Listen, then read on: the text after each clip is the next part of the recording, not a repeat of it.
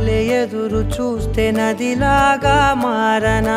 చైత్ర మల్లె నువ్వు పూస్తే చిగురాకే అవ్వనా నన్నే వరించే